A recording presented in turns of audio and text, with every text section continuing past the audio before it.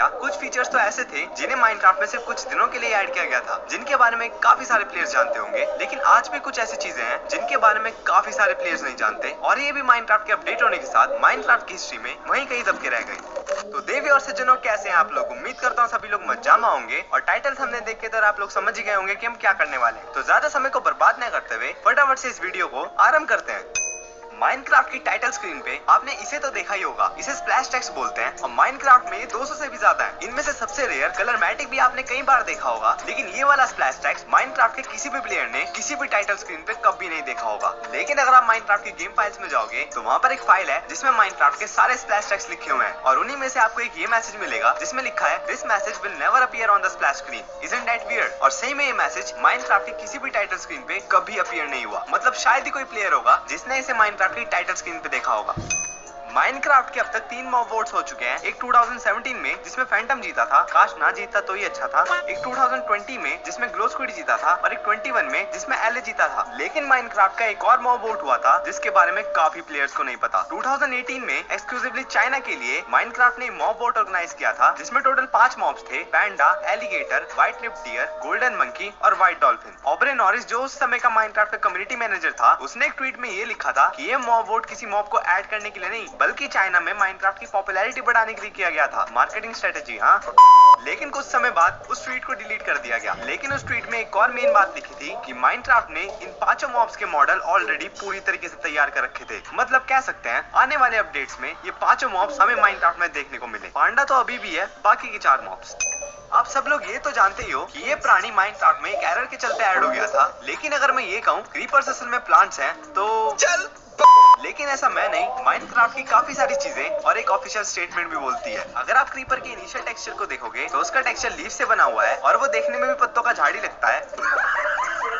और जब उसे पहली बार माइनक्राफ्ट में ऐड किया गया था तो ब्लास्ट होने पर वो लीव्स के पार्टिकल्स ड्रॉप करता था, जिसे फ्यूचर वर्जन्स में रिमूव कर दिया गया। और इतना ही नहीं, एक ऑफिशियल स्टेटमेंट तो ये भी बोलती है कि क्रीपर्स के ब्लास्ट होने पर उसके स्पोर्स डिस्ट्रीब्यूट हो जाते हैं, जिससे नए क्रीपर्स ग्रो होते हैं। और इस स्टेटमेंट से तो भाई ये लगता है कि क्रीपर्स असल में प्लांट्स हैं। आप क्या कहते हो? कुछ नहीं।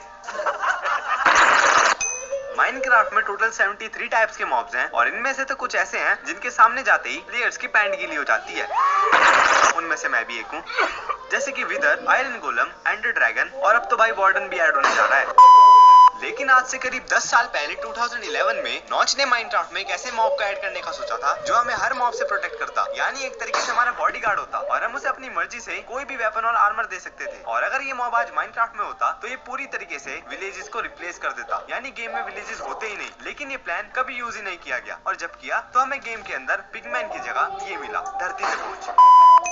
माइनक्राफ्ट में सबसे पहली चीज आखिर किसी प्लेयर ने क्या बनाई होगी? जब पहली बार मैंने माइनक्राफ्ट को खेला था तो मैंने अपनी पहली रात एक गड्ढे में गुजारी थी, और कर भी क्या सकता था यार, तब मैं नूब था। और आपने अपनी पहली रात अपनी गर्लफ्रेंड सॉरी मतलब माइनक्राफ्ट में आपने अपनी पहली रात कैसे गुजारी थी? कमेंट्स में जरूर बताना। तो मैं सोच रहा था माइनक्राफ्ट में बनाई गई पहली चीज आखिर किसी प्लेयर ने गड्ढा ही बनाया होगा, या फिर एक सड़ा हुआ डर्ट का घर बनाया होगा। लेकिन नहीं भाई, वो हमसे कई गुना ज्यादा एडवांस था, या फिर कह सकते हैं उसने बीटेक कर रखी थी, क्योंकि माइनक्राफ्ट में बनाई गई पहली चीज कोई गड्ढा या घर नहीं बल्कि एक ब्रिज था। मतलब कुछ भी भाई, उस समय तो माइनक्राफ्ट में नदियां भी नहीं थी, ब्रिज के आसमान में जाने के लिए बनाया था। माइनक्राफ्ट में आपने फॉसिल्स तो देखे होंगे, लेकिन सही बताऊं मुझे आज तक नहीं मिला।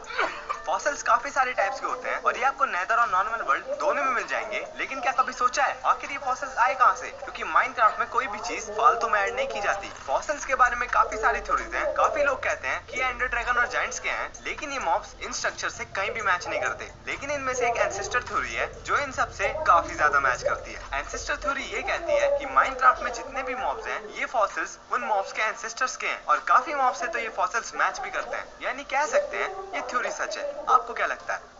माइनक्राफ्ट की किसी भी अपडेट का इतिहास उठा लो, इस मॉब से हर प्लेयर परेशान है, और सबसे ज्यादा प्लेयर्स की बलि भी इसी मॉब के हाथों चढ़ी है, और वो है भाई क्रीपर। लेकिन माइनक्राफ्ट की हिस्ट्री में मोजैंग ने क्रीपर्स के लिए एक ऐसा फीचर ऐड किया था जिसे देखकर भाई मजा ही आ गया। आज से करीब 8 साल पहले माइनक्राफ्ट 1.8 बाउंटीफुल अपडेट में मोजैंग ने क्रीपर्स के लिए एक ऐसा अपडेट ऐड किया था कि अगर क्रीपर एक्सप्लोड होने वाला हो और उसके पास कोई भी माइनक्राफ्ट का मॉब खड़ा हो तो वो उससे दूर भाग जाएगा। और सही में भाई ये फीचर काफी मजेदार था। लेकिन इस फीचर के ऐड होने की वजह से हर मॉब क्रीपर के पास आते ही 9 तो 11 हो जाता था, जिससे काफी प्रॉब्लम्स आने लगी। और इस अपडेट के कुछ ही टाइम बाद इस फीचर को माइनक्राफ्ट से रिमूव कर दिया गया, और ये भी माइनक्राफ्ट के इतिहास के पन्नों में वहीं कहीं खो गया।